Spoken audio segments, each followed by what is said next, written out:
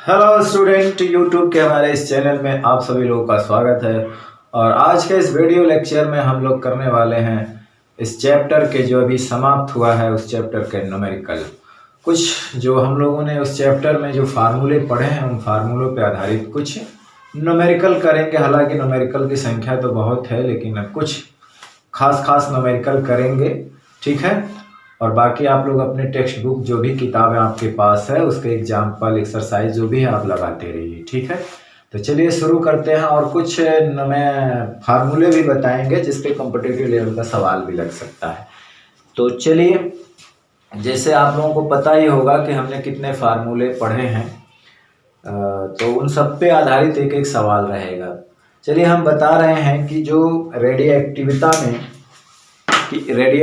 की घटना में जो है जब कोई भारी नाभिक जो है अपने आप क्षय होता है, मतलब विघटन होता है रेडियो एक्टिव नाभिक का, पदार्थ का, तो उसमें अल्फा बीटा गामा जो रेज निकलती हैं, तो क्षय होने के बाद अल्फा कणों की संख्या, बीटा कणों की संख्या को हमको निकालना होता है कभी कभी। हालांकि ये सिलेबस में शायद नहीं होगा, फिर भी केमिस्ट्री में पढ़ाया गया होगा तो अक्सर पूछा जाता है। तो हम एक फार्मूला यहाँ देंगे और उस पर एक सवाल लगाएंगे कि अल्फा कणों की संख्या कैसे निकाल देंगे और बीटा कणों की संख्या कैसे निकालेंगे, ठीक है। तो हम लिखते हैं कि किसी रेडियोएक्टिव श्रेणी में उत्सर्जित अल्फा कणों की संख्या, किसी रेडियो एक्टिव श्रेणी में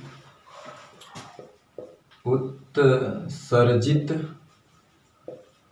अल्फा कणों की संख्या, मतलब एन अल्फा हमको कैसे निकालना है, ठीक है। तो इसका फार्मूला बहुत आसान है।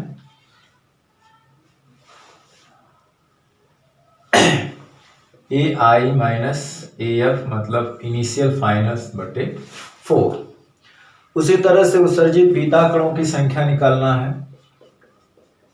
उत्सर्जित बीटा कणों की संख्या, अगर हमको एन बीटा निकालना है, ठीक है ना, तो एन बीटा के लिए हम क्या करेंगे, परमाणु क्रमांक यानी उसका फाइनल परमाणु क्रमांक। ये क्या है, जब बीटा कणों का उत्सर्जन होता है तो द्रव्यमान संख्या में कोई परिवर्तन नहीं होता, आप जानते हैं, केवल परमाणु क्रमांक यानी जड़ में वृद्धि होती है। तो बीटा कणों की संख्या, कितने बीटा कण उत्सर्जित हुए, अगर हमें कोई इक्वेशन श्रेणी दिया है तो उसमें हम निकाल सकते हैं। तो ZF मतलब कि फाइनल परमाणु क्रमांक, क्योंकि इसमें परमाणु क्रमांकों की संख्या बढ़ती है, इसमें क्या घटती है, इसलिए initial minus final atomic mass दिया गया है। तो फाइनल परमाणु क्रमांक, फिर माइनस लगाएंगे यहाँ पे, फिर एक कोष्ठ में हम लोग लिखेंगे कि इनिशियल एटॉमिक नंबर क्या था, फिर हम लिखेंगे माइनस उत्सर्जित अल्फा कणों की संख्या गुणे 2। अगर उससे अल्फा कण भी उत्सर्जित हो रहे हैं तो एटॉमिक नंबर घटता है। बीटा कण उत्सर्जित होते हैं तो एटॉमिक नंबर 1 बढ़ जाता, और अल्फा कण उत्सर्जित होते हैं तो 2 घट जाते हैं, है ना। सॉरी, अल्फा कण उत्सर्जित होते हैं तो एटॉमिक नंबर 2 घट जाता है और मास 4 घट जाता है। बीटा कण पे 1 बढ़ जाता है। तो उस श्रेणी में अल्फा कणों की संख्या, बीटा कणों की संख्या है, तो फाइनल जड़ क्या है, इनिशियल जड़ क्या है, माइनस अल्फा कणों की संख्या गुणे 2। तो ये 2 फार्मूले हैं, इस पे आप कंपटीशन में भी कोई सवाल आता है तो आप लगा सकते हैं। इस पे आधारित एक सवाल हम देख लेते हैं, ठीक है। छोटा सा सिंपल सवाल है, बाकी आगे जैसे ये हमारा एक सवाल है, ऐसा ही छोटा सिंपल, ठीक है। सवाल यह है कि रेडियो 6 क्वेश्चन है, रेडियो 6 x दिया है, यहाँ 19 दिया है, यहाँ 200 दिया है, से हो रहा है y में, यहाँ 80 है और यहाँ 168 है। में उत्सर्जित अल्फा बीटा कणों की संख्या क्या होगी। में उत्सर्जित अल्फा व बीटा कणों की संख्या क्या होगी, ठीक है ना। उत्सर्जित अल्फा और बीटा कणों की संख्या क्या होगी, ठीक है ना। तो अब हम यहाँ फार्मूला लगा देंगे। उत्सर्जित अल्फा कण ए इनिशियल कितना है 200, फाइनल कितना है 168 है बटे 4। ये तो बहुत सिंपल है। अब 200 में से 168 घटाएंगे तो यहाँ पे 200 माइनस 168 कर देंगे तो यहाँ पे 2 बचा, यहाँ 3 यानी 32 बटे 4 यानी आपका 8 आ जाएगा। अब यहीं से एन बीटा निकालना है तो देखिए जेड फाइनल कितना हुआ, यानी कि समीकरण में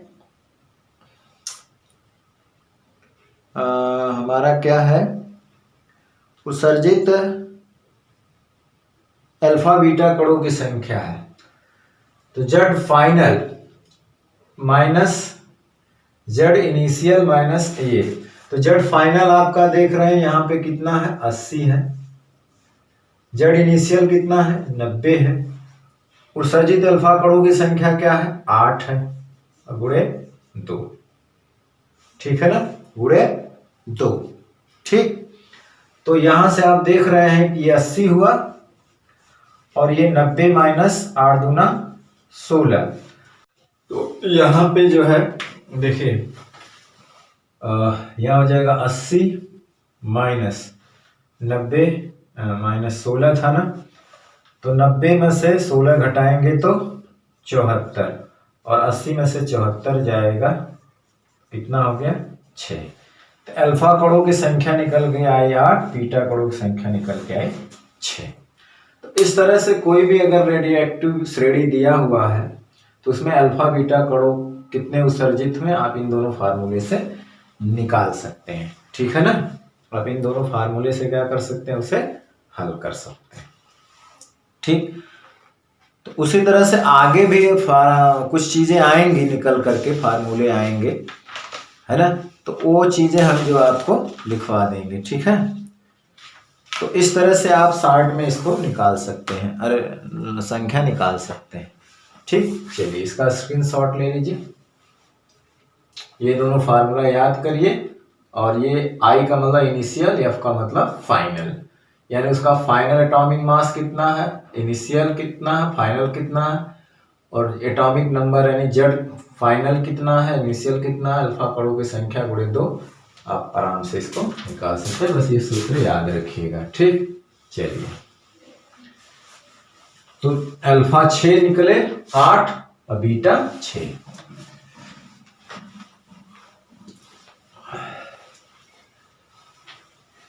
बाकी इसको आप रिपीट करते रहिए, फार्मूला पता हो और फार्मूले में कौन सी राशि क्या इंडिकेट कर रही है उससे आप निकाल सकते हैं,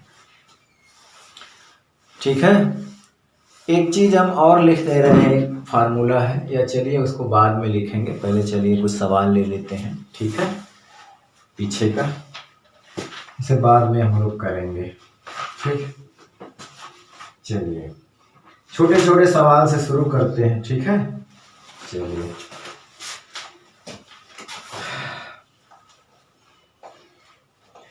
जैसे एक सवाल है द्रव्यमान ऊर्जा समीकरण पे, ये मान लो दूसरा सवाल है, कह रहा है कि 1 किलोग्राम हाइड्रोजन के हीलियम में 1 किलोग्राम हाइड्रोजन के हीलियम में परिवर्तन से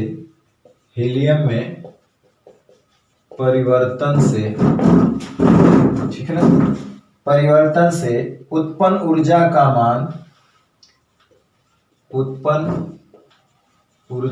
मान किलोवाट घंटा में प्राप्त कीजिए, किलोवाट घंटा में प्राप्त कीजिए। इस प्रक्रिया में द्रव्यमान क्षति 0.4% है। इस प्रक्रिया में द्रव्यमान क्षति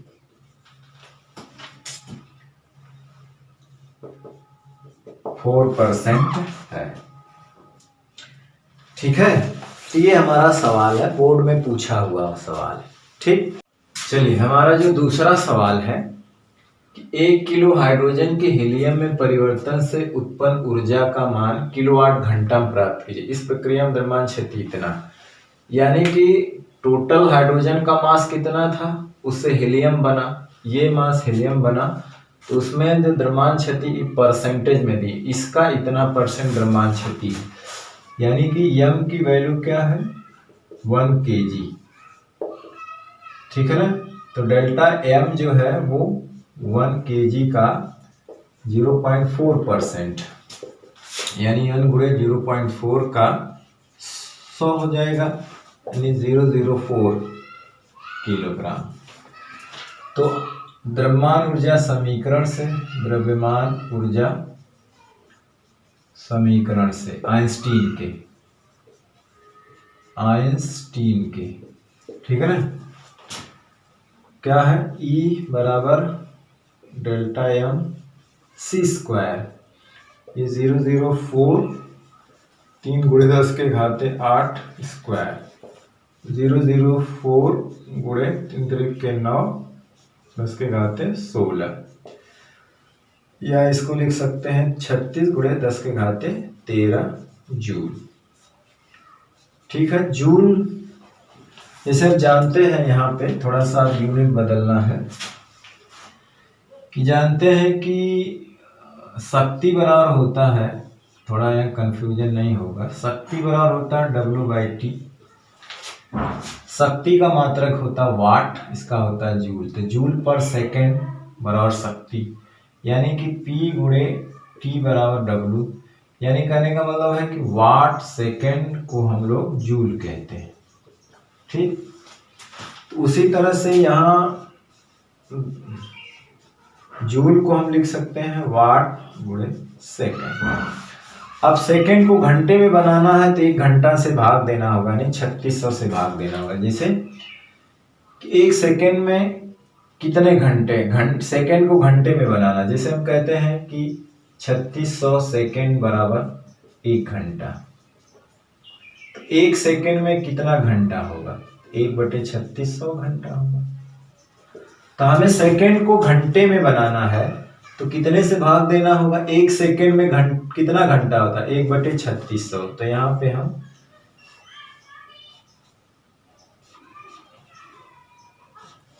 तो 3600 गुणे 10 के घाते 13 में अब हम 3600 से भाग दे दिए तो ये बन गया वाट घंटा, सेकेंड क्या बन गया वाट घंटा।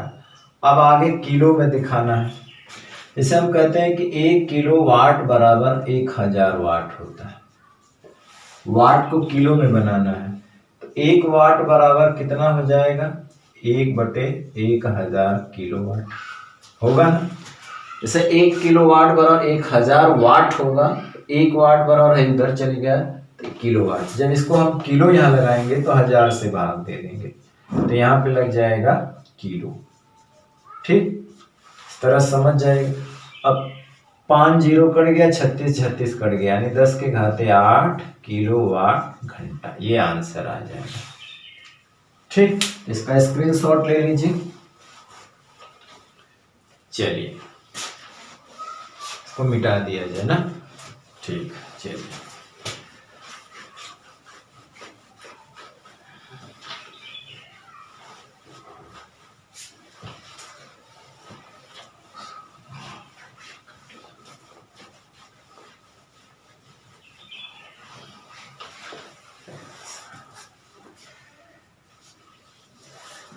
अब चलिए अगला सवाल देखते हैं। मतलब जितना भी फार्मूला रहेगा धीरे धीरे एक एक सवाल सब फार्मूले पे आएगा। अब लिखा हीलियम नाभिक की प्रति न्यूक्लियन बंधन ऊर्जा इतनी है। तीसरा है कि हीलियम नाभिक की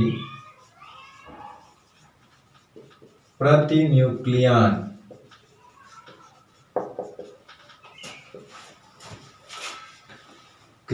आन या आन होता है, बंधन ऊर्जा कितना है 7.0756 मिलियन इलेक्ट्रॉन वोल्ट। ठीक है। नाभिक के लिए द्रव्यमान क्षति की गणना कीजिए। नाभिक के लिए द्रव्यमान क्षति की गणना कीजिए। क्षति की गणना कीजिए। ठीक है ना, द्रव्यमान क्षति की गणना कीजिए। ठीक, तो हमें इसमें निकालना है क्या कि हीलियम नाभिक की प्रति न्यूक्लियन जो बंधन ऊर्जा है इतनी मेगा इलेक्ट्रॉन वोल्ट। नाभिक के लिए द्रव्यमान क्षति की गणना कीजिए, ये सवाल बोर्ड में आया हुआ भी है। तो अब हम हल कैसे करेंगे कि प्रति न्यूक्लियन बंधन ऊर्जा दिया है तो कुल बंधन ऊर्जा कितना होगी, तो लिखेंगे नाभिक की कुल बंधन ऊर्जा। तो कुल बंधन ऊर्जा मतलब है कि द्रव्यमान संख्या से गुणा कर देंगे, है ना। ये प्रति न्यूक्लियन बंधन ऊर्जा में द्रव्यमान संख्या से क्या कर देंगे, गुणा कर देंगे। 756 और गुणे द्रव्यमान संख्या, क्या कर देंगे, द्रव्यमान संख्या से गुणा कर देंगे। तो जाहिर सी बात है कि हीलियम की द्रव्यमान संख्या कितनी होती है, 4, यानी उसका परमाणु द्रव्यमान कितना होता है, 4। तो 0756 गुणे 4 ये कुल बंधन ऊर्जा आ जाएगी। तो 4 छक्का 24 और 4 पचे 20, 2 22 और 4 सत्ते 28, 2 30 और 30 हासिल 3 का 0.4 सत्ते 28। इतनी ऊर्जा जो है मेगा इलेक्ट्रॉन वोल्ट ऊर्जा होगी। ठीक है ना। अब रही बात द्रव्यमान क्षति की, कि द्रव्यमान क्षति कैसे निकालेंगे। तो ये कुल बंधन ऊर्जा होगी। तो हम जानते हैं कि जैसे कुल बंधन ऊर्जा E बराबर हो जाएगा डेल्टा M गुणे C स्क्वायर। तो मेगा इलेक्ट्रॉन वोल्ट में है तो द्रव्यमान क्षति AMU में निकालेंगे, है ना। तो एक चीज और है कि यदि द्रव्यमान जो है AMU में हो तो जो कुल ऊर्जा होती है वो द्रव्यमान क्षति गुणे 931 या 931.5 ये मेगा इलेक्ट्रॉन वोल्ट होती है। ठीक है ना, यदि द्रव्यमान एमयू, तो हम द्रव्यमान को एमयू में निकाल देंगे क्योंकि ऊर्जा मेगा इलेक्ट्रॉन वोल्ट में दी हुई है। ठीक है, 931 एग्जैक्ट लेते हैं ताकि गणना आसान हो जाए। तो यहाँ से डेल्टा एम द्रव्यमान क्षति निकालना है तो ये होती है कुल ऊर्जा जो आई है E बटे 931, ये आएगा एमयू में। ठीक, तो यहाँ पे क्या है कि 28.3024 मेगा इलेक्ट्रॉन वोल्ट ऊर्जा है और 931 से भाग दे देंगे तो ये आ जाएगी एमयू में। ठीक, आप भाग करके देखेंगे तो इसका जो रिजल्ट आया है इसका वो एमयू में आएगा। इससे भाग देंगे तो लगभग आया है 304, अरे 3.0 है ना, भाग देने पर। इसके बाद एमयू, अब जानते हैं कि एमयू का मान कितना होता है 1.67 गुणे 10⁻⁻27 kg। अब इसका आपस में गुणा कर देंगे वही आंसर आ जाएगा। ठीक, चलिए ये आंसर हो गया। ठीक है ना।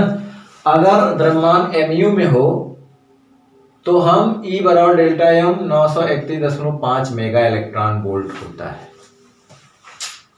ठीक है ना, ऐसा कैलकुलेट किया गया। ठीक,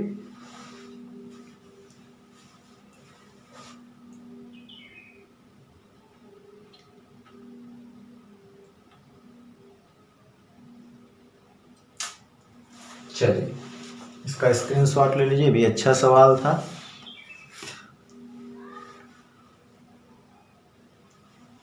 चलिए हमारा मार्कर सही नहीं है, इसको बदलना है।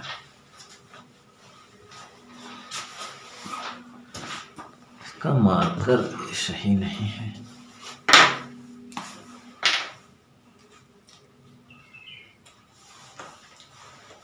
बढ़िया मार्कर लेना।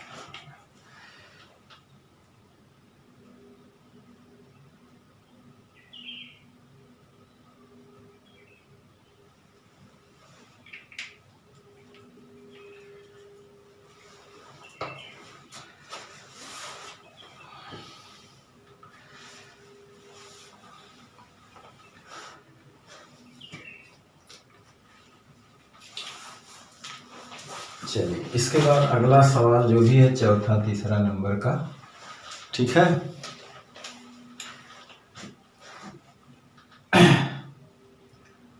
लिखा है कि हीलियम नाभिक की द्रव्यमान क्षति इतनी है, तो प्रति न्यूक्लियन बंधन ऊर्जा कितनी हो जाएगी? ठीक है,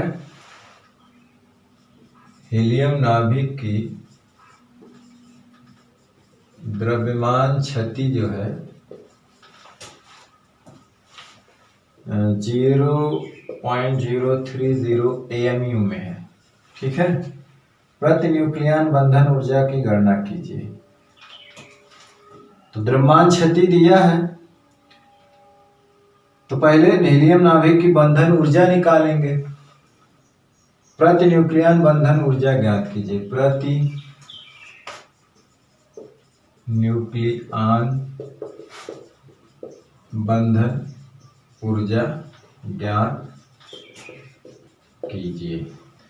तो हल करेंगे। द्रव्यमान क्षति दिया है, तो न्यूक्लियन की बंधन ऊर्जा, तो हीलियम नाभिक की बंधन ऊर्जा, हीलियम नाभिक की बंधन ऊर्जा जो हो जाएगी E, वो द्रव्यमान क्षति गुणे 931 है ना, मेगा इलेक्ट्रॉन वोल्ट में आएगा, ठीक है। ऐसा तो मेगा इलेक्ट्रॉन वोल्ट में ही आता है, ठीक है। तो द्रव्यमान क्षति दे रखा है 0.03 गुणे 931 मेगा इलेक्ट्रॉन वोल्ट में। तो न्यूक्लियन बंधन, प्रति न्यूक्लियन बंधन ऊर्जा क्या हो जाएगी? तो उसके मास से भाग देंगे। प्रति न्यूक्लियन बंधन ऊर्जा होता है बंधन ऊर्जा बटे द्रव्यमान संख्या। तो बंधन ऊर्जा आपकी आएगी और हीलियम की द्रव्यमान संख्या 4 आ जाएगी। तो ये भी मेगा इलेक्ट्रॉन वोल्ट में इसको कैलकुलेट करेंगे, तो हमारा जो आंसर दे रखा है वो इतना मेगा इलेक्ट्रॉन वोल्ट दिया, ठीक। चलिए, तो आप इसका स्क्रीनशॉट ले सकते हैं। तो इसी टाइप के छोटे छोटे सवाल जो है आपको पूछा जा सकता है, ठीक। चलिए, अब एक सवाल और है।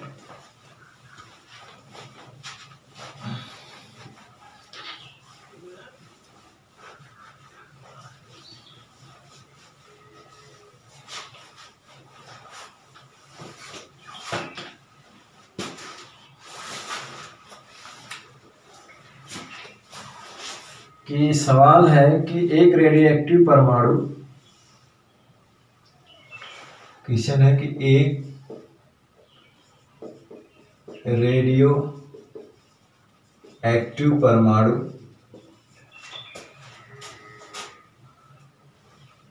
ZXSA पहले बीटा कण उत्सर्जित करता है, उत्सर्जित करता है, ठीक है। इसके बाद एक गामा फोटॉन उत्सर्जित करता है, एक गामा फोटॉन उत्सर्जित करता है। ठीक, गामा फोटॉन उत्सर्जित करता है। प्राप्त नए परमाणु का परमाणु क्रमांक एवं द्रव्यमान लिखिए। प्राप्त नए परमाणु का परमाणु क्रमांक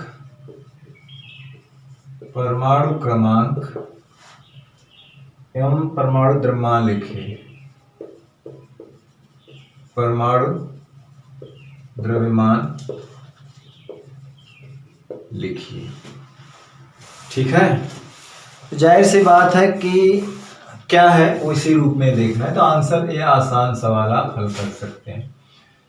अब देखिए क्या है कि यहाँ पे जेड ए ऐसे लिखा जाता और एक बीटा 6 होता है।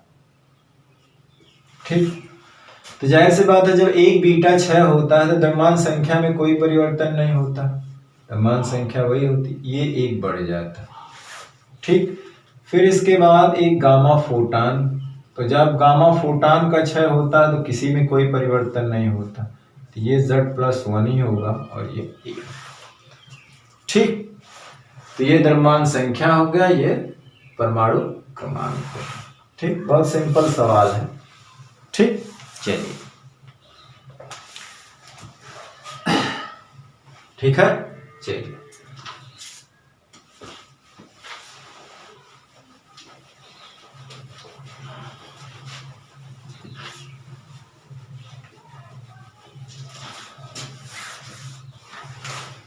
अब जैसे है एक सवाल है, अभी छोटे छोटे सवाल हैं।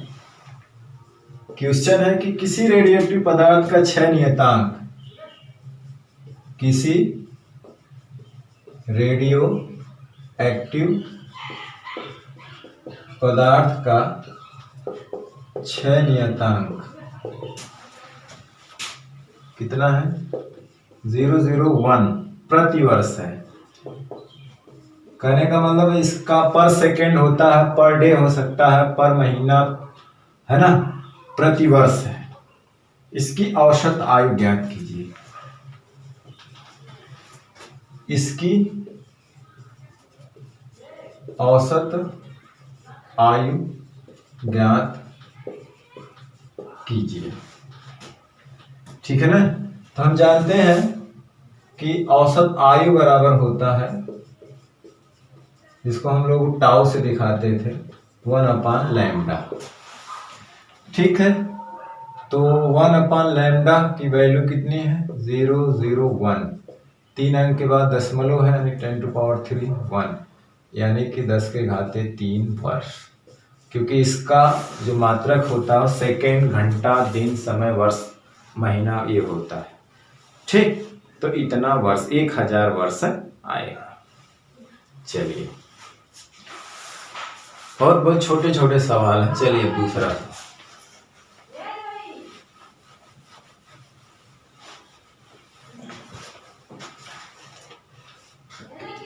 लिखा है कि एक रेडियोएक्टिव पदार्थ की अर्ध आयु, क्वेश्चन है कि एक रेडियो एक्टिव पदार्थ की अर्ध आयु जो है वो 693 वर्ष है। ठीक है, इसका क्षय नियतांक ज्ञात कीजिए। इसका क्षय नियतांक ज्ञात कीजिए। तो जानते हैं क्षय नियतांक, ये भी फार्मूले पे है, लैम्डा बराबर 693/T½ अर्ध आयु। T½ होता है ना, ऐसा आपने पढ़ा है पीछे, तो ये इसमें रख देंगे और T½ की वैल्यू है 693।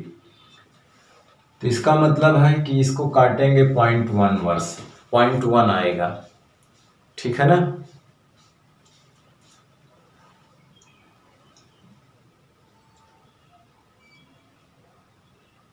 यानी कहने का मतलब है कि इसको हम ऐसे लिख सकते हैं, 693 गुणे 1000, ये कट गया, यानी कि 10⁻³ और प्रति वर्ष हो जाएगा।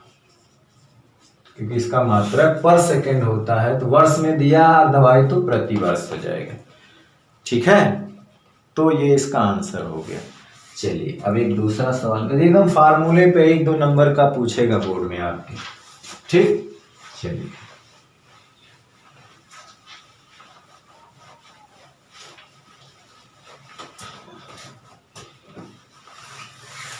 अब आपका आगे सवाल है कि एक रेडियो एक्टिव पदार्थ की अर्ध आयु 5 सेकंड है। एक रेडियो एक्टिव पदार्थ की अर्ध आयु 5 सेकंड है। क्या है? 5 सेकंड है। किसी समय पर इस पदार्थ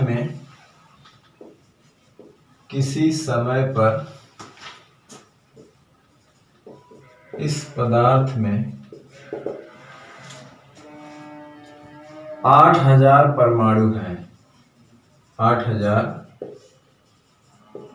परमाणु हैं। गणना कीजिए। इसका 6 नियतांक पहला है, इसका 6 नियतांक क्या होगा, यानी लैम्डा। और दूसरा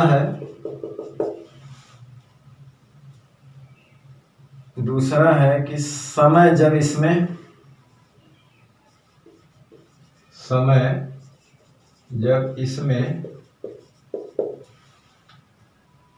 1000 परमाणु शेष रह जाएं। 1000 परमाणु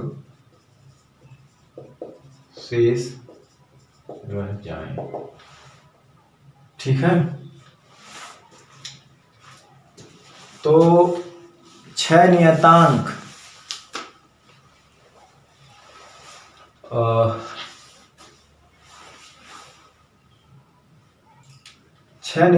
जो अर्ध आयु की क्या होती है, पहला सवाल हल करें अगर, तो 6 नियतांक अर्ध आयु का व्युत्क्रम होता है,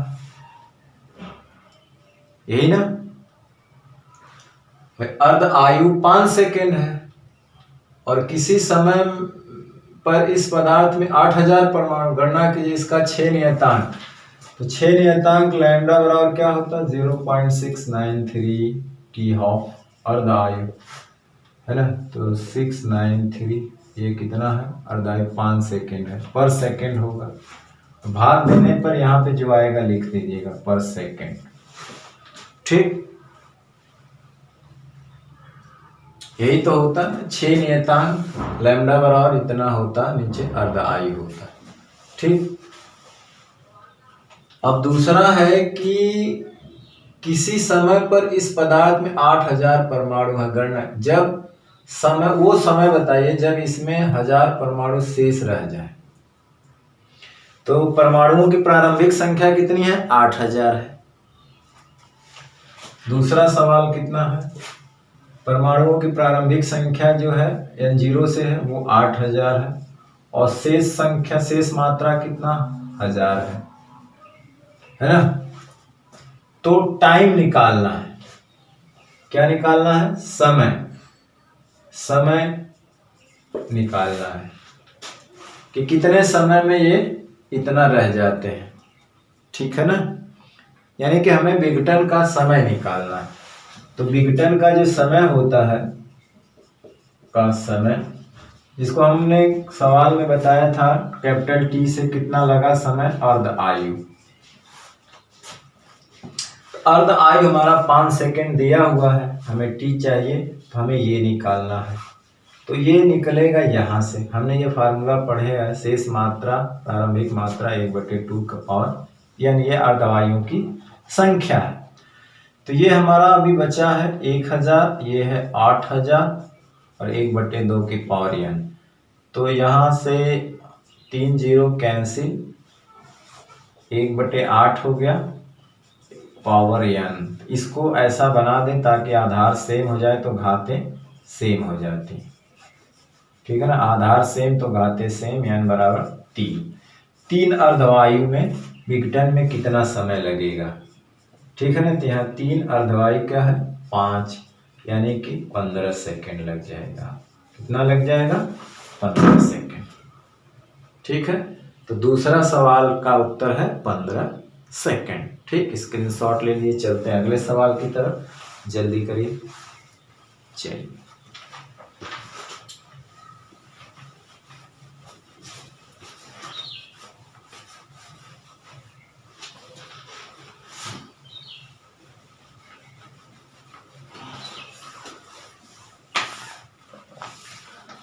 अब आप देखिए अगला सवाल है, सारे परीक्षाओं में पूछे गए सवाल हैं।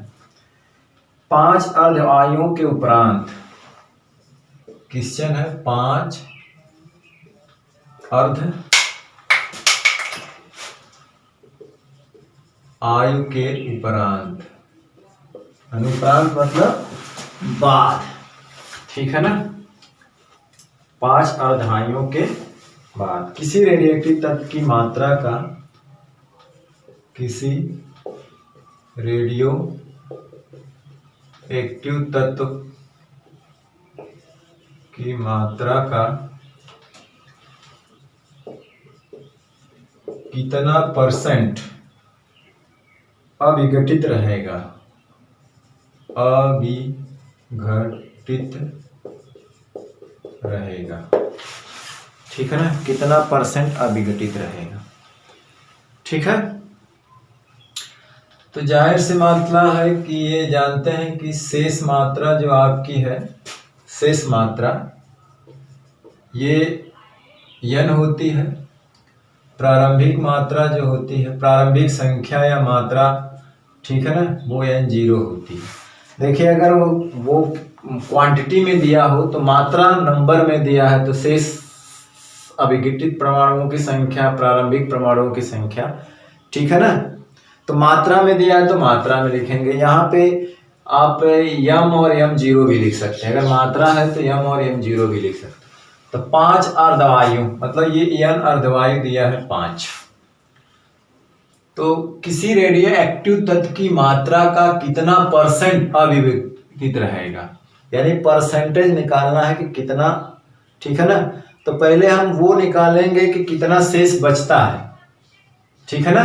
शेष कितना बचता है तो हम जानते हैं, यह सूत्र हम जानते हैं कि n बराबर n0 हाफ अर्धवायु। तो ये हमें निकालना है शेष मात्रा, है ना। ये इतना दिया हुआ है और कितना ये पावर है 5 अर्धवायु का। तो n कितना बचा, तो ये हो जाएगा 2 का पावर 5 का मतलब है कि 2 दूना 4 दूना 8 दूना 32, यानी n के पावर 32। इतना शेष बचा 5 अर्धवायुओं के बाद। तो परसेंटेज निकालना है कि कितना अविघटित रहेगा। ठीक है ना। तो अविघटित तो मात्रा यही है, इसको परसेंटेज में निकालना है। तो कहने का मतलब होता कि अविघटित मात्रा का प्रतिशत अविघटित मात्रा। तो देखिए कितना बचा है 5 अर्धवायु के बाद। पहले कितना था, इतना, और गुणे 100, गुणे क्या हो जाएगा 100। तो ये तो कट गया, यानी कि 100 में 32 से भाग दे देंगे तो जो आंसर आएगा लगभग आएगा ये 3.12% शेष रहेगा। सिंपल सवाल। ठीक, चलिए स्क्रीनशॉट लीजिए, आगे बढ़ते हैं। चलिए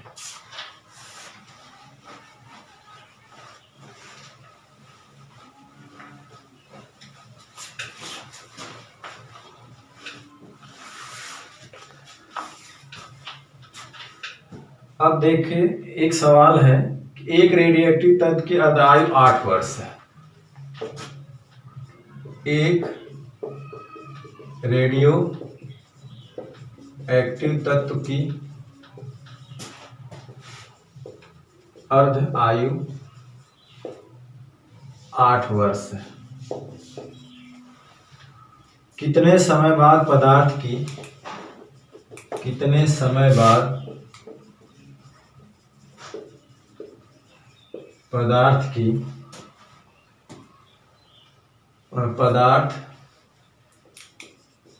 विघटित होकर प्रारंभिक मात्रा का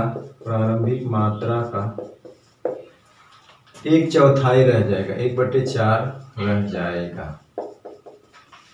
कितने समय बाद, यानी विघटन में लगा समय निकालना है। विघटन में लगा समय। अर्ध आयु 8 वर्ष, यानी टी हाफ कितना है 8 वर्ष। कितने समय बाद, यानी हमें टी निकालना है। पदार्थ विघटित होकर प्रारंभिक मात्रा का 1/4 रह जाएगा, यानी शेष मात्रा प्रारंभिक मात्रा का इतना है। ठीक है, तो हम ये वाला सूत्र लगाएंगे। n बराबर n0 हाफ के पावर n अध्यायों की संख्या मालूम कर लेंगे तो हम निकाल लेंगे, क्योंकि हमें मालूम है कि ये बराबर होता है। तो ये तो दिया ही, n पता करना है यही। तो ये कितना है n, ये कट गया 1/4, 1/4 को 1/2 का पावर 2, आधार सेम है तो n बराबर 2। विघटन में लगा समय t बराबर अर्धवायु की संख्या अर्धवायु, तो 2 गुणे ये कितना है 8, मतलब 16 वर्ष लग जाएगा, 16 वर्ष। ठीक, चलिए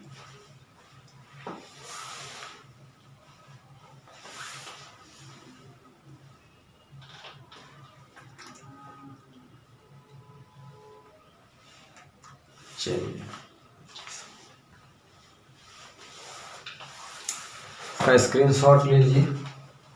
चलिए, ये आपके केमिस्ट्री में भी है।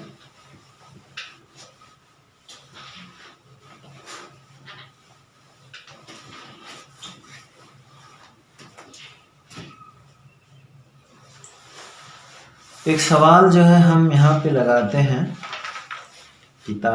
दूसरी किताब का।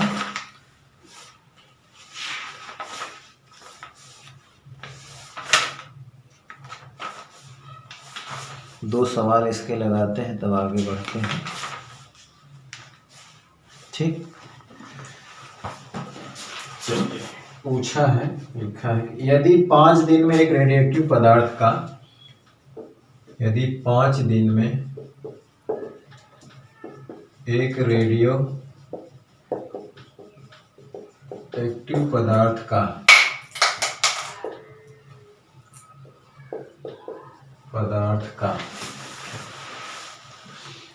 ठीक है ना, पदार्थ का 20% क्षय होता है, 20% क्षय होता है। 10 दिन बाद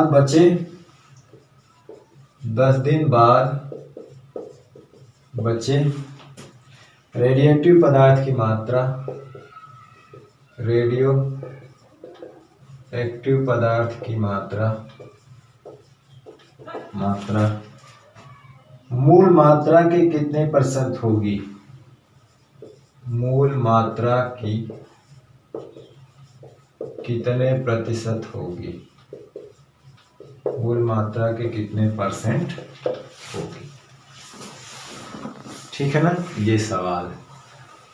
तो 5 दिन में 20% क्षय होता है, तो अगले 10 दिन में, 10 दिन बाद जो बचेगा वो मूल का कितने % बचेगा? तो पहले हम 10 दिन का कितना बचेगा, तो 5 दिन में 20% क्षय हो रहा है ना, 5 दिन में 20% क्षय हो रहा है। ठीक, तो अगले 5 दिन में भी कितना क्षय होगा? 20%। ठीक है, तो हम ये निकाल लेते हैं कि 5 दिन में कितना क्षय हुआ और कितना शेष बचा। तो मान लीजिए कि प्रारंभिक जो मात्रा है वो n0 है माना, ठीक है ना। तो n0 का 5 दिन में n0 का 20% क्षय होता है, तो 20% क्षय, तो n0 का 20% ले लेंगे 20/100 यानी कि N05 6 हो गया। तो शेष मात्रा क्या बचेगी, यानी n बराबर पहले कितना था और इतना 6 हो गया, यानी कि 4/5 N0 ये बचा। अब ये अगले 5 दिन में ये 20% फिर 6 हो जाएगा, है ना। अगले 5 दिन में फिर ये 20% 6 होगा, हर 5 दिन में 20% 6 होगा। तो अगले 5 दिन में मतलब प्रारंभ से 10 दिन में, अगले 5 दिन का मतलब प्रारंभ में, अगले 5 दिन में, अगले 5 दिन या प्रारंभ से 10 दिन में विघटित मात्रा क्या हो जाएगी, 6 होता है ना। विघटित मात्रा,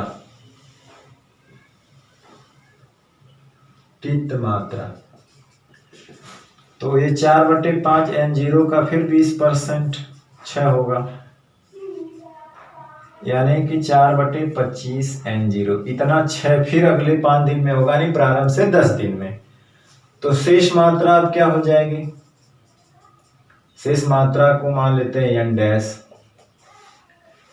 तो प्रारंभिक मात्रा ये थी, अब बची हुई थी, और इसमें से 6 कितना हो गया, 4/25 N0, बची कितना अब N डैश। तो ये लघुत्तम ले लेंगे 25, ठीक।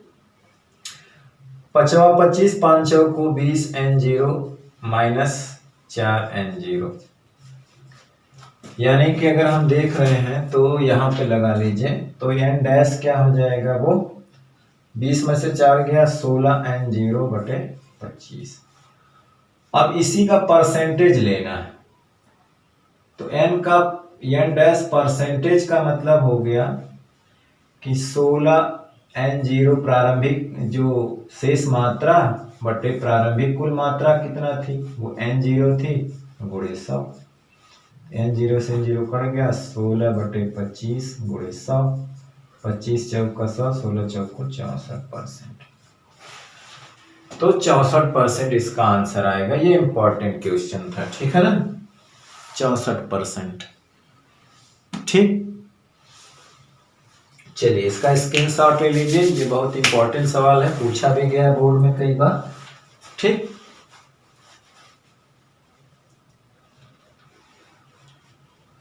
तो हर 5 दिन में 20% 6 होता है। तो कहने का मतलब है कि तुरंत का अगर हम 40% भी ले सकते थे, ठीक। चलिए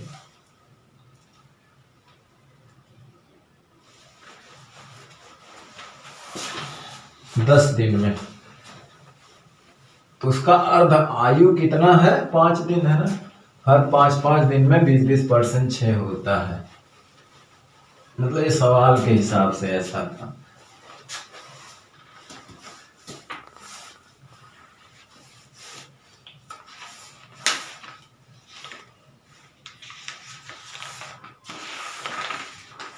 चलिए एक बढ़िया सवाल है जो कंपटीशन में भी पूछ चुका है, पीजीटी 2010 में पूछा था। फिर आगे लगाते हैं, किसी रेडियोएक्टिव पदार्थ की समय T1 पर सक्रियता R है। किसी रेडियोएक्टिव पदार्थ की समय T1 पर पदार्थ की समय T1 पर सक्रियता R1, समय T2 पर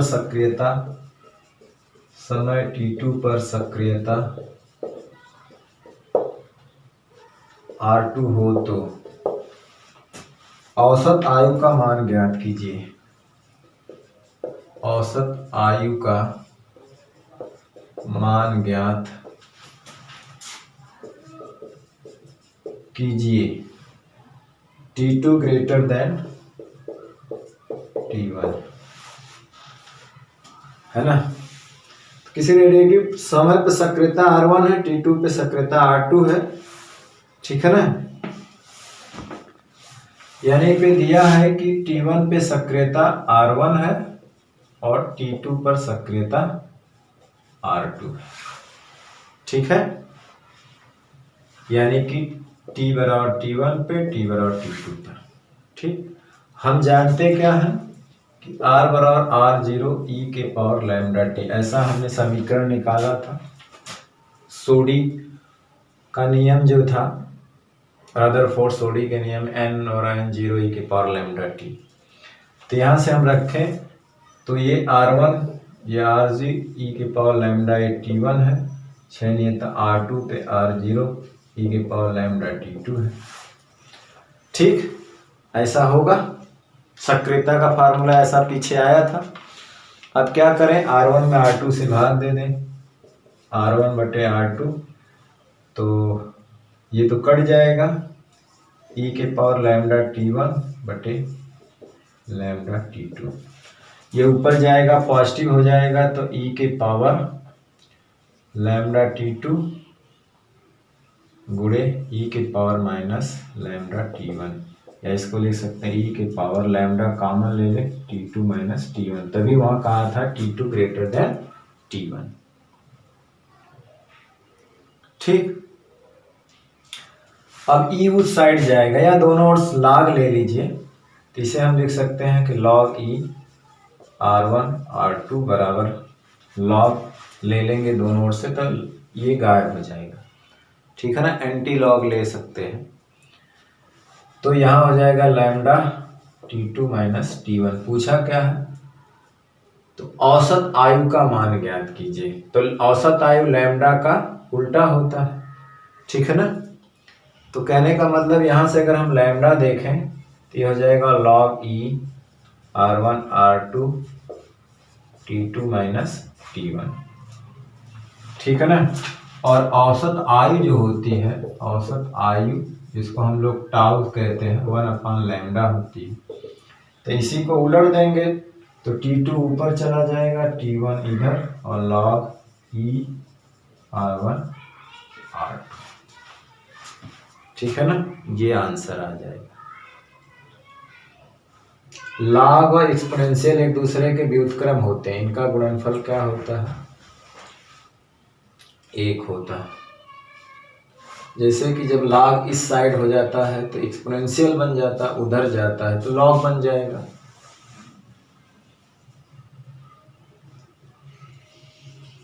ठीक है ना।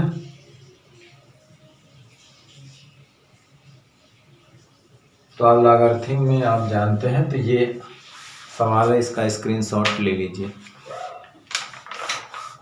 ठीक है। ये दोनों महत्वपूर्ण सवाल थे, तो ये आंसर रहेगा, ठीक जी। चलिए, ठीक, चलिए अगला सवाल देख लेते हैं।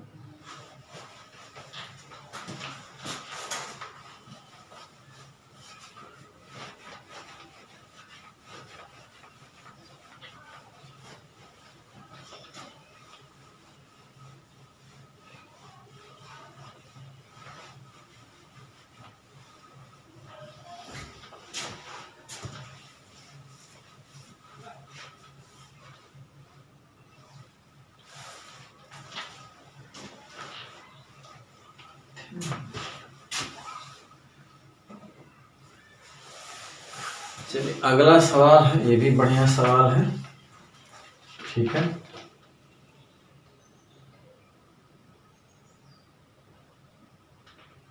चलिए, एक रेडिएटिव समस्थानिक की अर्ध आयु T वर्ष है। क्वेश्चन है कि एक रेडियो एक्टिव समस्थानिक की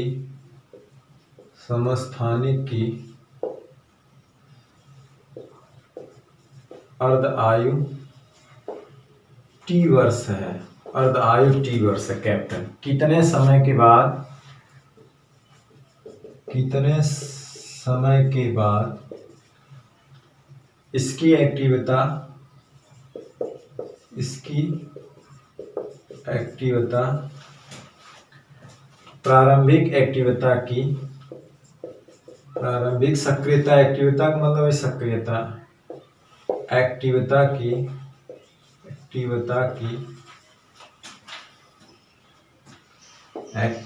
एक्टिवता की नंबर 1 3.125%, बी 1% रह जाएगी।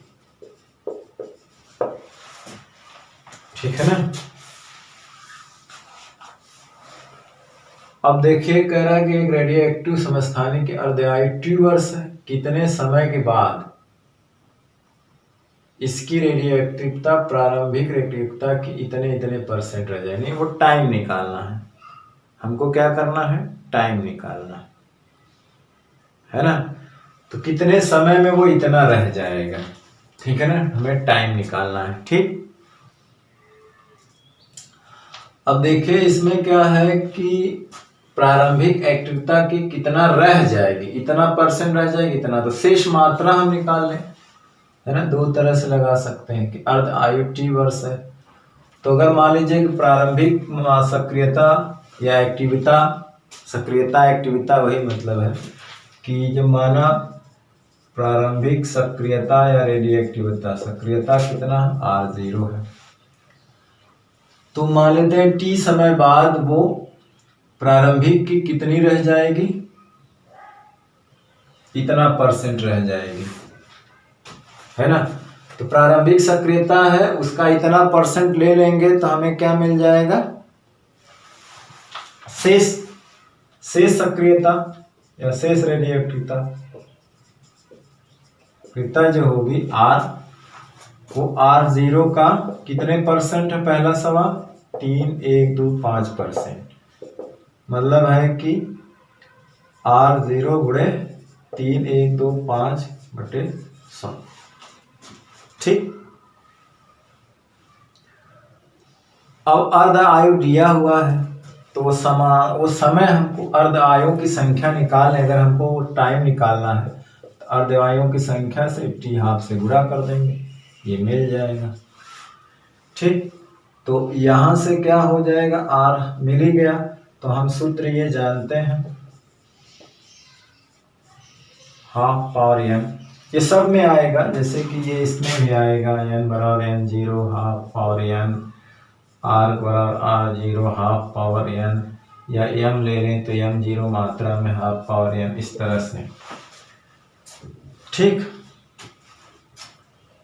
तो हमें पता है कि ये कितना है,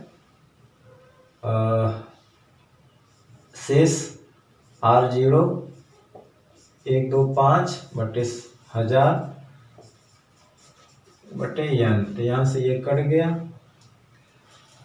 ठीक,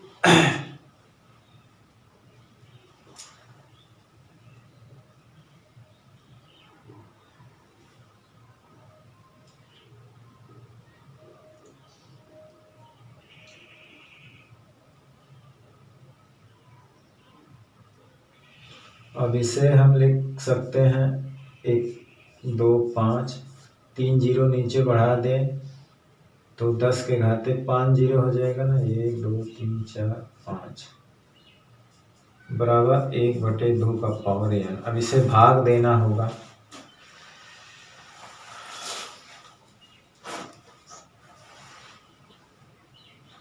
इसको पावर के रूप में बदलना होगा। ठीक, तो 131 ये 1 लाख है, 31/25 कितने बार में कट जाएगा, अगर हम 31/25 का इसे गुणा करें 32 से, मान लेते हैं 8 4 16 32, मतलब ताकि इसका पावर बन जाए, तो लगभग ये 2×5 = 10, 2 दूनी 4 1 5, 2 1 कम 2, 2 3 6, 3×5 = 15, हासिल 1 का, 3 दूनी 6 1 7, 3 त्रिके 9, है ना। कितना आएगा, 2×5 = 10, 2 दूना 4 1 5, 2 1 कम 2, 2 3 6, 3 5 15, 3 दूना 6 1 7 और 3 3 के 9, तो 0 हो गया। 5 5 10, 7 2 9 1 10, 9 6 15 1 16, 9 6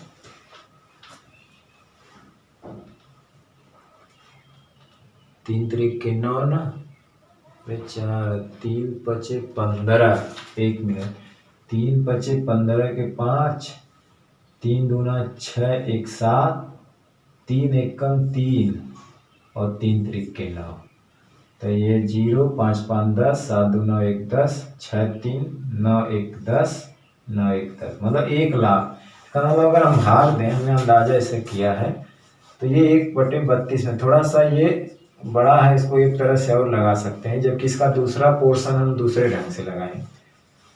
तो इसे हम करेंगे तो 1 2 के पावर 5 हो जाएगा, तो n हमें मिल गया 5। अर्धआयों की संख्या क्या मिल गई हमको? अर्धआयों की संख्या हमको मिल गई 5।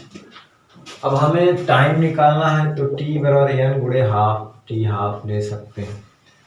अर्धआयु t वर्ष है, तो कितने समय के बाद उसकी प्रारंभिक मात्रा इतने %, ये तो हम निकाल लिया, तो वही समय निकाल रहे हैं। तो हमने निकाल लिया ना कितने % में अर्धआयुओं की संख्या कितनी है, तो वो कितनी है 5 है, और ये कितना है, तो हम इसको t डैश रख लेते हैं, ये t दिया है तो हो जाएगी 5t, यानी कि 5 अर्धआयुओं के बाद वो प्रारंभिक मात्रा का इतना % शेष बच जाएगा, तो वो कितने समय में, तो हम मान लें t डैश समय में। तो एक तरीका है, इसका स्क्रीनशॉट ले लीजिए। अब दूसरा वाला कह रहा है 1% रह जाएगा, उसको दूसरे ढंग से देख लीजिए, ठीक है। चलिए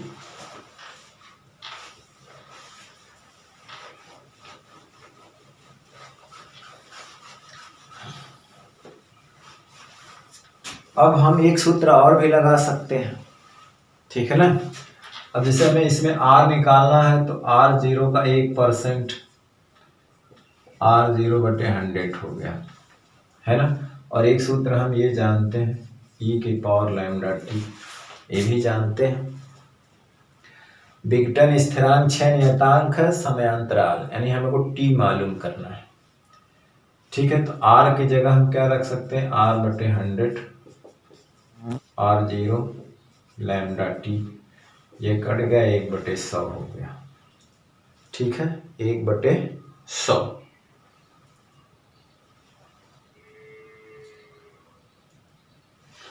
यानी कि इसको ऊपर ले जाए 10 टू पावर वो हो जाएगा e के पावर लैम्डा t, या आप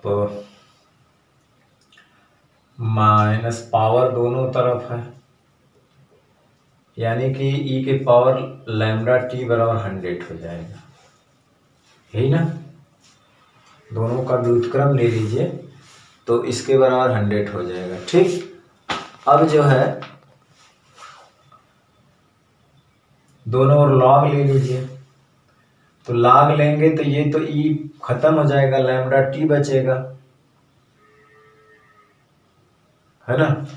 अगर दोनों ओर लॉग ले लें, मान लीजिए 100 है, अगर e के पावर लैम्डा t, तो लॉग e 100 इधर हो जाएगा लॉग e, ठीक। e के पावर लैम्डा t, तो लैम्डा t इधर आके गुणा हो जाएगा, इसको लिख सकते हैं लैम्डा t लॉग आधार e का e, लॉग आधार e पे e का मान 1 होता है, ठीक। कितना होता है, 1 होता है, तो ये हो जाएगा लैम्डा t, और इस चीज को हम लिख सकते हैं लॉग e 100, ठीक। अब इसको आधार 10 करना चाहें तो हमें इतने से गुणा करना पड़ेगा, log e का मान होता है 2, log e की वैल्यू होती है गुणे 30 10 log आधार 10 का पावर 10। ठीक, ये मान होता है log e का। ठीक है ना। log e की वैल्यू क्या होती है, इतनी होती है।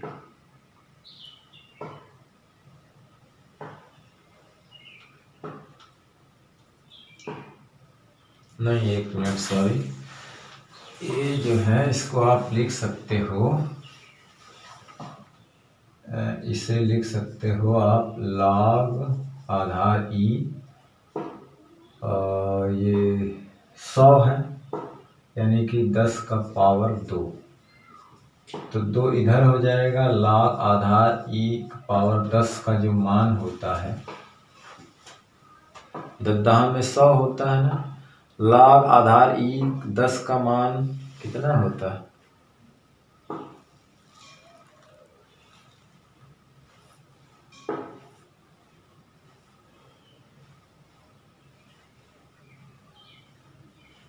दस का मान, अगर आधार 10 होता तो 10 का आधार 10 पे 1 हो जाता, तो ये जो मान होगा इसकी जो वैल्यू होगी वो होगी 2.303। ये log आधार e का 10 का मान ये होता है। ठीक है ना।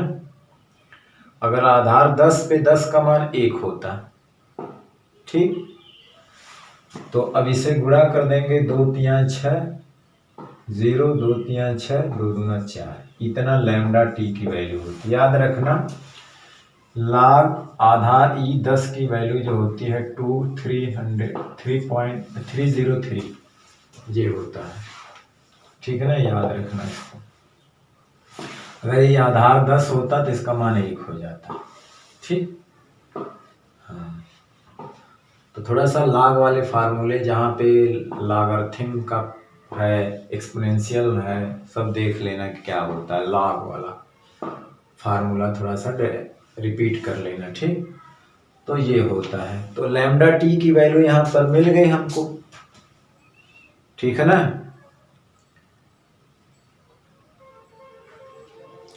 अब यहां से हम ये जानते हैं कि हमें क्या चाहिए, समय चाहिए। हम यहां से जानते हैं कि लैम्डा बराबर होता है 0.93 टी हाफ, और अर्ध आयु टी वर्ष दिया है, तो यहाँ पे लैम्डा बराबर हो जाएगा 0.693, ये टी दिया हुआ। ठीक, तो लैम्डा की जगह हम इतना रख दें, यानी हो जाएगा हमारा 093 टी, और इंटू टी बराबर हो क्या दिया हुआ है, 4.606, इतना दिया हुआ है। तो यहाँ से हमें टी चाहिए, जो ही समय है ना, विक्टर में लगा समय यही होता है। तो यहाँ से हो जाएगा 4606 गुणे कैपिटल टी बटे 0.693। अब इसे हल करेंगे, जो आएगा वो यहाँ पे इतना आएगा। ठीक, तो आप इस तरह से भी लगा सकते हैं। ठीक है ना। ये फार्मूला याद रखिएगा कि अगर log 10 आधार 10 हो तो 1 होता, अगर 100 हो तो 2 होता, लेकिन log e आधार e के 10 की वैल्यू होती है 2.303।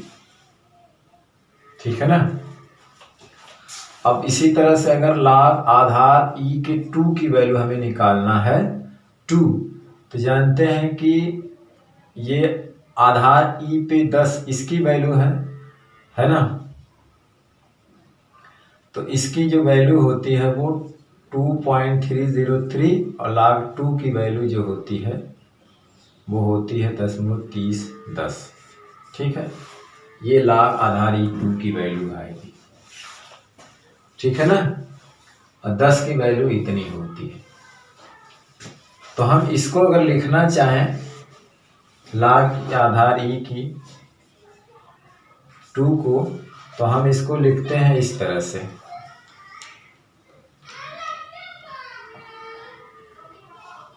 तो इसको हम इस तरह से लिखते हैं, log आधार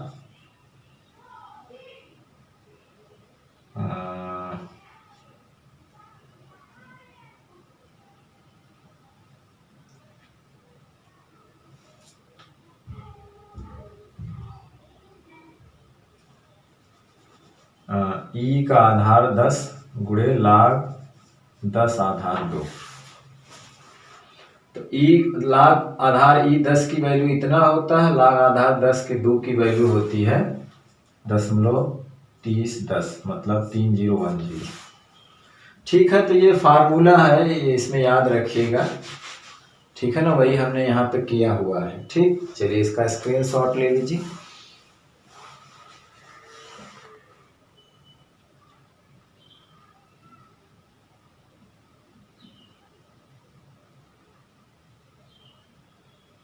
चलिए, कंफ्यूजन होगा तो आप लॉगरिथमिक जो एक्सपोनेंशियल और लॉगरिथम का सूत्र है उसको आप जाके पीछे देख लीजिएगा।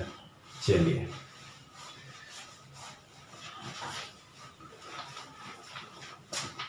है ना, फार्मूला जो है, फार्मूला में थोड़ा बहुत कंफ्यूजन हो सकता है, तो आप पीछे उसको देख लीजिएगा, किसी किताब में शुरू में दिया होगा आपके। ठीक,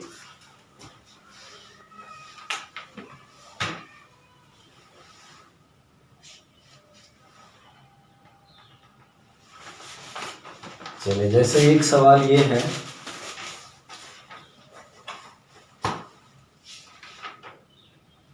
एक दो सवाल और देखते हैं, फिर हम लोग विघटन वाले पे सवाल लगाएंगे। कुछ सवाल जो है दूसरे वीडियो में आएगा। ठीक,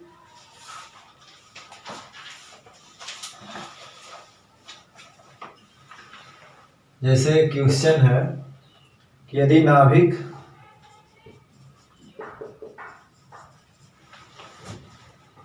एल्युमिनियम दिया हुआ Al,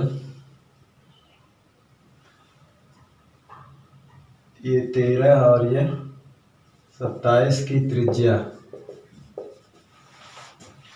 3.6 फर्मी हो, 3.6 फर्मी हो, तो तब नाभिक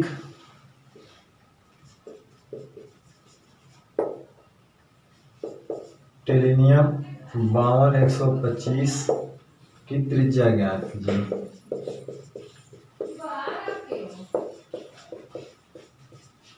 ठीक, अभी की त्रिज्या क्या करना है, ज्ञात कीजिए। तो हम ये सूत्र जानते हैं, पीछे हमने पढ़ा है कि r0 a के पावर 1/3, ऐसा पीछे हमने देखा था। ठीक है ना, जब पहली वीडियो लेक्चर में। और मीटर में r की जो सबके लिए कांस्टेंट है 1 पॉइंट गुणे 10 के घाते -15 मीटर, ये कांस्टेंट है सभी न्यूक्लियस के लिए। ठीक है, कांस्टेंट पॉइंट। और ये जो है नाभिक की द्रव्यमान संख्या, नाभिक की द्रव्यमान संख्या है। ठीक, तो R1 R2 मान लेते हैं कि एल्युमिनियम, इसकी Al की त्रिज्या जो है R1 और Te की त्रिज्या R2 है, मान लेंगे। नाभिक की त्रिज्या है, नाभिक की, तो जाहिर सी बात है ये तो कांस्टेंट चीज है।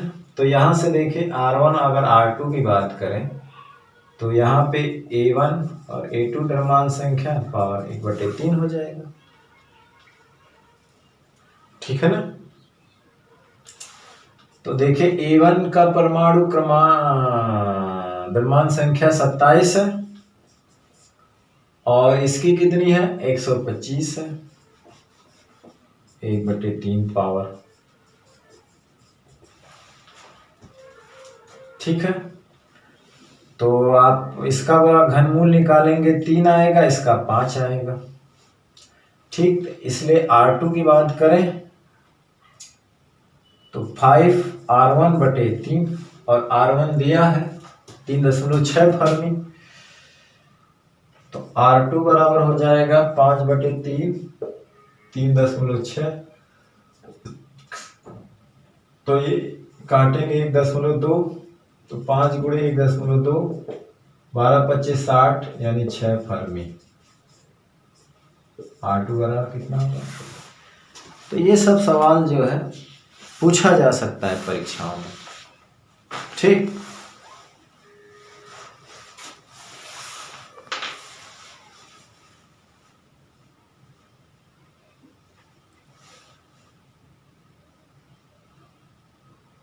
ठीक। तो चलिए, इस तरह के सवाल जो है पूछे जा सकते हैं। ठीक है, अब हम लोग जो है कुछ सवाल और भी बच रहे हैं। ठीक है, तो उनको जो है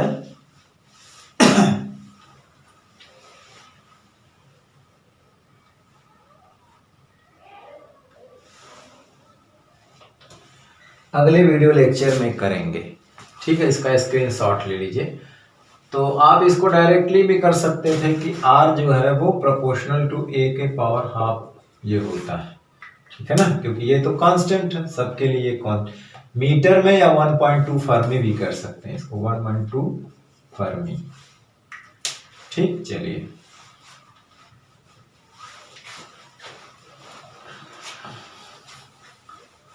देखिए, वो जो लॉगरिथम में कंफ्यूजन था उसको आप वो कर लीजिए कि एक चीज याद रखिएगा कि लॉग ई की वैल्यू जो होती है, लॉग ई की वैल्यू है ना, या 2 पे, तो इसको हम लोग लिखते हैं 2.303 लॉग आधार 10 ऐसे।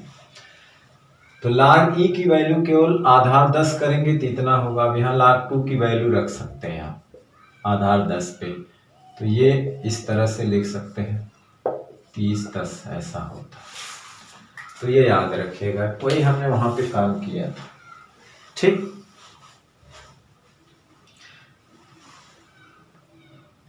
तो चलिए, अभी बहुत सारे सवाल हैं। ठीक है ना, जिसको हम लोग अगले वीडियो लेक्चर में करेंगे, या एक आध दो सवाल और देख लेते हैं। ठीक, एक सवाल और देख लेते हैं, इसके बाद या चलिए जाने दीजिए। जो कुछ बचा हुआ लेक्चर है हम लोग 5-6-10 सवाल अगले वीडियो लेक्चर में देखेंगे। ठीक है, तो अगला वीडियो लेक्चर में क्या है कि हम लोग देखेंगे उसमें बंधन ऊर्जा, द्रव्यमान क्षति है ना, निकालने के है ना, नाभिकीय संलयन हो रहा है तो कितनी ऊर्जा रिलीज हो रही है, नाभिकीय विखंडन हो रहा है जो कितनी ऊर्जा रिलीज होगी, नाभिकीय विखंडन में हमें कितनी द्रव्यमान क्षति कैसे निकालेंगे, ऊर्जा जो रिलीज होगी वो कैसे निकालेंगे नाभिकीय संलयन में। तो उसमें जो है सबके न्यूक्लियस के मास दिए रहेंगे। ठीक है ना, तो जैसे हमें किसी नाभिक का द्रव्यमान दिया रहेगा तो उसमें प्रोटॉन न्यूट्रॉनों का द्रव्यमान दिया रहेगा, तो उससे कोई नया नाभिक बनता है तो उससे द्रव्यमान क्षति होती है, एनर्जी रिलीज होती है। वो कैसे कैसे कैलकुलेट करेंगे नाभिकीय संलयन में और नाभिकीय विखंडन में, हम ऊर्जाओं को कैसे कैलकुलेट जो एनर्जी रिलीज होती है उसको हम कैसे कैलकुलेट करेंगे, उस टाइप के सवाल। और अभी इस तरह के सवाल और भी बचे हुए हैं। ठीक है ना, तो जो कुछ शेष बचा हुआ वो अगले वीडियो लेक्चर में हम लोग फिर से देख लेंगे, जो बची हुई चीजें हैं। ठीक है, तो आज के वीडियो लेक्चर में बस इतना ही। अब अगले वीडियो लेक्चर में जो भी शेष न्यूमेरिकल जो बचा है उस पर आधारित होगा। तब तक के लिए जो हम लोग इसको समाप्त करते हैं यहीं पर। तो अगले वीडियो लेक्चर के लिए आप पढ़ते रहिए, पढ़ाई करते रहिए। All the very best, thank you very much.